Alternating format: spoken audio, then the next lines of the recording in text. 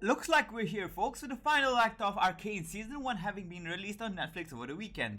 Now, I'm sure everyone's still reeling back from what happened in the last 3 episodes. I, for one, have my emotions completely out of whack. Don't blame my emotions like that, Arcane. I'm sensitive, you know. Anyways, a bunch of stuff happened, so let's get into the nitty gritty of it. A lot of the answers were given from Arcane's final act in Season 1 for the questions that were asked based on what they've shown us in Act 2 and Act 1. But even more questions are to be asked. For example, from Sinja's past with his daughter as well as Heimerdinger, and to the roles the Cambarans play in Dawn, Act 3 has given us more to theorize about. But the most important moment was of course the last episode of Act 3, where Jinx fired her super mega death rocket into the council chambers of Piltover. As of now, we know that Jace and Victor are confirmed to survive the blast, seeing as how their League of Legends characters and their deaths will bring a swift end to their individual backstories. But we can try to guess who among the council survives Jinx's attack and who we won't be seeing again in the next season of Arcane. Now, you might be wondering, how are we going to figure out exactly who lives through the attack and who bites the dust? Well, though it won't be 100% accurate, we can try to guess by understanding each council member's importance to the story, how their death may affect the outcome, and how their individual agendas may influence the political landscape in Piltover, and whether that's enough or right to save them for the next season. Starting off with arguably the most important and influential member in the council, Mel Madada. So I've seen a few threads on the internet, mainly from the League of Legends subreddit and Arcane subreddit, that some people believe that Mel may have an ability of sorts that can save herself along with Jace and Victor, thereby giving a good compelling reason as to how they both survived, aside from plot armor of course. But if we think about what sort of impact Mel's survival versus Mel's death could bring to the show, we could make the argument for the sake of the story it could be better that Mel did not survive the blast. The reason why is because of one important variable in Piltover's current time, which is the presence of Noxus, as they've shown in the show. Noxus' influence could play a big part in Piltover's future, considering Mel's family does seem to have an important position in the military. Her death could spring her mother into action, making her more aggressive and possibly blaming Jace for his inaction towards the Undercity being the cause of her daughter's death. Who knows what else he may be prompted to do, either push for Hextech weaponry to be made or become a full-blown threat against Piltover itself. Another reason why Mel's death could benefit the progression of the story is to provide justification for Jace's judgment upon the people in the Undercity, as well as those within the surviving council for having the same judgment on the people of Zaun. If that wasn't enough, dear viewer, you should remember that Mel was the one that tempered Jace's warring attitude, as she was experienced in warfare, and she influenced the council to avoid war with the Undercity, which could be a barrier for the future plot of Arcane. Now, if that's still not enough to convince you, let's break down how important Mel is to the story. She seems to know some sort of plot her mother or Noxus itself has towards Piltover. This threat from the Undercity is drawing attention. Piltover looks vulnerable. It's too soon. Jace isn't ready. Making her a dangerous liability for the Noxians if she turned and stayed true to Piltover and Jace. In addition, she is a powerful member of the council, with her vote being able to sway many of the other members of the circle. We can see this happen in many instances, from the scene when how Jace was on how Jace should be punished, to the scene where Heimerdinger is to be retired from his position, to finally the last scene where Mel was the first to follow Jace's proposal for Zaun's independence, with the other councillors following suit right after her vote. She would be far too influential to keep around, especially since she would be a strong partner for Jace in the future. Therefore, her death could be sound in order to keep a balance of votes in the council. But don't worry, dear viewer, there is more. In the final moments of Act 3, we can see Mel Madara taking off her ring and voting for the aforementioned independence proposal for Zaun, going against her mother's wishes for a war upon the Undercity to fuel Hextech weaponry production. A heartwarming moment to see Mel choosing to leave the chains of her family's past behind and be true towards Piltover and Jace and the City of Progress, only for the rocket to take her life in a tragic twist of fate, with Mel Medarda never able to truly tell Jace the sacrifice she made before her end.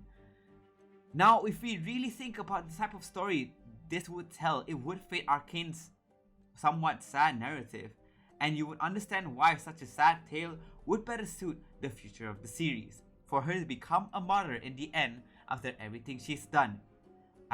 And about that glowing part up towards the end, some people theorize aside from magic powers, it could just be the glow from the rocket, it could just be the show trying to signify that this will be the last we'll see of her and the impact her death could bring about in the future. With all that being said, we can conclude for now that Mel Medarda, as sad as it is for me to say it, most likely won't be in the next season of Arcane. Not so fast! At first, I was thinking that Mel being a Solari, as some people theorize, seemed far too much of a stretch, even more so to think that she has magic powers to defend herself from the blast. But then one single scene made me unsure. If you're wondering what scene it is, it's right here. As many others started pointing out, the correlations between the symbols on her and the Solari slowly my confidence in predicting her death waned down. I began questioning myself and asked, would there be merit to these claims of her having magic? Why would Riot include such a specific scene of her wearing such a dress after what seems to be a battle? Aside from, of course, her having experience in warfare, why this scene in particular? And after a period of contemplation, I decided that Mel does have a chance to survive, if and only if she does have the powers of the Solari. Otherwise, she's most likely gone from the series. Now let's move on to the second most important character in the council, Lady Kiraman. Lady Kiraman is the mother to Caitlyn Kiraman and one of the more vocal figures in the council amongst the six. If we follow Riot's lore for the fate of Caitlyn's parents, technically Lady Kiraman isn't supposed to meet her end by Jinx's bomb, since she is yet to be captured alongside with her husband by the mysterious criminal named C. So obviously if she dies here that will never happen, but Arcane already has a tendency to lean away from the lore in League of Legends, and isn't afraid to change quite a bit of the story to suit the show's needs. Therefore, we'll have to look at the chance of her death occurring purely from the show's perspective. To try and predict what will happen to Lady Kiraman, we must also understand the type of person she is. From the first act, we're introduced to Lady Kiraman getting ready to defend Jace's actions before the council meeting, remarking how they were his patron house and they had a duty to defend their protege. Not only that, even after the reveal of Jace's true work towards the implementation of magic into science, she was still willing to allow for a lesser sentence as punishment for his crimes, banishing him from the academy instead of exiling him from Piltover forever. Taking that into account, we can already assume she is a woman of duty, but she does have a heart for her people. She also isn't afraid to cut ties with those that shamed her family's name or reputation, as seen where Jace wasn't even given a chance to appeal his side of the story towards her family. Fast forward into Act 2, we're shown that Lady Kiraman disapproves of Caitlyn joining the enforcers of Piltover, pulling strings to ensure that her daughter remained as far from danger as possible. The moment Caitlyn suffered any sort of injuries, even minor ones, Lady Kiraman was already determined to pull her daughter out of the force as best as she could. Afterwards, in Act 3, when Caitlyn brought Vi into her home, she didn't call enforcers to take Vi away, which is something we can note, because in fact, she even called for an audience at the request of her daughter in order to have the council agree to take action against Silco and his criminal empire, with Vi being a major witness in the trial. So clearly she isn't completely against the Undercity or its people. In fact, she probably is one of the few on the council willing to hear them out and help them. Alright, now with that being said, let's ask the important question. Will she survive the attack on the council by Jinx? The answer is no. There are a few factors as to why I believe that Lady Kiraman won't be making it to Season 2 of Arcane, politically, plot-wise, and positionally. Starting from the easiest to explain, if we refer to the scene where we're shown the positions of every council member in the council chambers, we can see the closest towards the Rocket's initial point of entry is Mel Medarda, and the closest to her would be Lady Kiraman and Lady Shula. Therefore, we can conclude positionally that they have the highest chance of getting severely injured and affected by the attack. But positions aside, we also can consider her political stance towards the Undercity. What I mean by this is Arcane might lean towards a future where Piltover goes to war with Zaun, or at least has an aggressive stance towards Zaun. And Lady Kiraman, being one of the more sympathetic members of the council, may represent a barrier for that future. Therefore, her death would further weaken a passive stance Piltover has towards Zaun. Lastly, plot-wise, with the death of her mother, the incident would strengthen Caitlyn's resolve to avenge her mother's death, either by arresting the perpetrator, which is Jinx, or as she said in the announcement of Season 2 of Arcane, killing her. Now, since I mentioned the announcement for Season 2, a part of me is unsure if Lady Kiraman would truly die from the explosion. This is because in the announcement, Caitlyn spoke this specific line in this specific way. Every way I slice it, if I go after your sister alone, one of us comes back in a box. And the fact that she may even entertain Vi's want to reach out for her sister, that there is a chance that Lady Kiraman survived the attack but is severely injured. Because one would assume Caitlyn would have a more aggressive stance against Jinx if her mother did die from the attack. But then again, we could just chalk it up with Caitlyn being the good-hearted person that she is. Either way, I don't see Lady Kiraman coming out of the attack unscathed, so we can conclude that either she is severely injured by the attack, or she dies from it.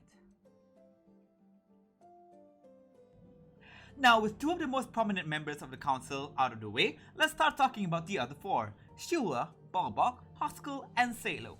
I'm leaving out Jace because we all already know what happens to Jace, right? If you don't know, since he is a champion from League of Legends, it's incredibly unlikely that he would die or suffer major injuries from the blast. But since these four don't have much explained about them, I'll try my best to analyze who they are through whatever the show has given us. Starting with Lady Shula. From her interactions, we can tell that she is also a sympathetic person towards the people of the Undercity. If anything, she was the first to mention how the council had lost their touch and reminded them that the Undercity citizens were also their people. This goes to show that she's another member of the council that may not fully support a war against the Undercity. Taking her out of the equation would allow for the remaining members of the council to support all-out war or an altercation against Zaun. Lastly, she was also closest to Medarda during the attack, where once again, making her death likelier than the others. So we can assume from that most likely Lady Shula will not be making the cut. Now, if we're going to talk about Balbok, one thing to note is that we have no idea what his race actually is. Some people have theorized that because of his mechanical, face, he could be entirely a robot. It's mentioned in Act 1 that his people almost went extinct due to magic. As to what role magic played in his people's demise, well, we'll have to find out in the future hopefully. But it's due to this that, well, because of his endangered race, as well as the lack of explanation and representation for his race if he were to die, I believe Balbok will survive the explosion. Furthermore, even if he were to be injured, as I said before, if we assume his body is purely mechanical, it would be much easier for the Piltover authorities to repair him. Lastly, out of everyone in the council, he did seem to be more inclined towards a harsher stance upon the Undercity, even going as far as saying to tear it apart if they must to find the Hextech crystals, which could play a part in the future animosity between Piltover and Zaun. Therefore, we can assume that Balbok is probably going to survive the attack. After making this far, we only have two members of the council left to talk about, Councillors Haskell and Councillors Halo. These two are by far the most arrogant and most pompous of the council, with Haskell clearly being a merchant with shady dealings and Halo also partaking too much in the higher tastes of nobility, as well as also being one with shady dealings as well, since he did seem involved in illegal trades as denoted by Medarda in Act 2. Councillors Haskell and Sela? Don't they hate each other? But they share a taste for the fine and Noxian spirits, technically an illegal import. Now, these two have always had a disdain towards the Undercity, Haskell constantly being a naysayer and trying to paint the Undercity in a bad light. In addition, Haskell has a business-oriented mind, constantly bringing up any problems towards the trading deals he had in almost every meeting. But out of everyone, it is most likely that Haskell has had underhanded dealings with those in the Undercity, if we can make an assumption, making him unlikely to call for a complete war against the Fishers. So will he survive the attack? The answer is, it's 50-50. Out of everyone in the council, Haskell only contributed as a vote at the behest of Mel, or if it directly benefited his interests. If anything, we can consider him a bit of a wild card. Furthermore, he is also sitting directly across Mel during the attack, which could be both either beneficial or detrimental to his survival. Finally, Counselor Salo. Oh, this guy. I'm sure a lot of people dislike him. A willfully ignorant man that deems the Undercity with disdain. It's clear from the uptake that he's not the type of person that would dirty his hands directly, but would make attempts at influencing council members if possible. He also seemed to be one of the councillors most adamant against the independence of Zon. I mean, look at this scene! Imagine trying to negotiate peace and allow for independence for a portion of your people, and suddenly some guy just stands up and screams at you. It's not even saying anything. I mean, look at him! But I digress. Councillor Salo would definitely seem like a man that takes no insults from everyone, especially those he considers beneath him. A good example is when Bai was lecturing the council on their decision to try and negotiate with Silco. Councillor Salo was the first to demand for her to be removed from the council chambers, insulted by the way she spoke to them. We also know that he isn't afraid to make underhanded dealings with foreign powers to get what he wants, even if it's for something as simple as wine. Question is, will he be one of the surviving members of the council? As pain as I am to say it, yes. Being not only a young man but one that also indulges in a fine lifestyle and looks down upon the people of the Undercity, Salo could serve as an important pessimistic opinion in the council when it comes to how to handle Zon. So it could be important to keep him alive alongside Bulbok's strict stance against Zon. Furthermore, his positioning in the council chamber could give him a better chance at surviving the attack. And there you have it, the entire list of council members and whether or not they would survive Jinx's deadly attack on the council chambers. Meanwhile, Zon will have to find a new leader after Silco's death. I wonder who among the cast of people we've seen so far will be the one to take up the mantle. Will it be one of the Camp Barons? Or will it be someone we never really expected in the first place?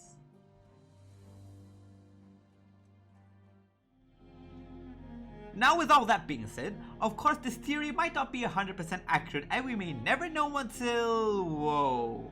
It's not coming out in 2022? I might have to wait 2 or more years for Season 2? That's too long. Time to take my daily dose of opium. All jokes aside, I really do hope that Riot takes their time with the next season of Arcane and makes it just as good or possibly even better than the first one. They've set expectations really high and I hope that they'll be able to deliver. But a good takeaway we can take from Arcane is that we can finally see that great adaptation from gaming is slowly becoming more possible with time. From Sonic to Detective Pikachu and finally to Arcane. And with the amazing success that Netflix got from Arcane, hopefully more adaptations from other games may come about. Plus, we know that Riot's next games, Project L and Project F, as well as rumors of other shows planned to expand the universe may come and is already in the works in the future. I gotta tell you though, I'm glad they're keeping Season 2 of Arcane focused entirely on the story in Piltover. We still haven't seen a lot of things like Victor's eventual transformation to bring about the glorious evolution and Warwick's hunts in the Undercity of Zon. Before I end it here folks, please be sure to like and subscribe if you enjoyed the video and leave comments if you have suggestions on what I should cover next or if you have any criticism at all. Now finally, my name is Mono Virtuoso, thank you for watching and I hope to see you next time. Peace out.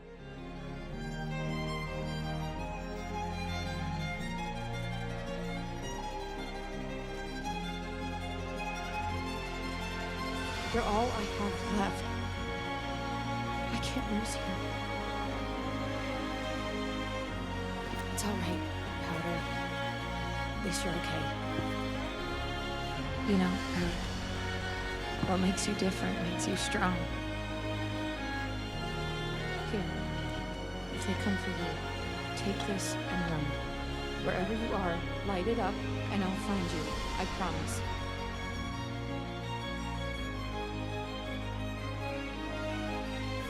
Wherever you are, light it up, and I'll find you. I promise.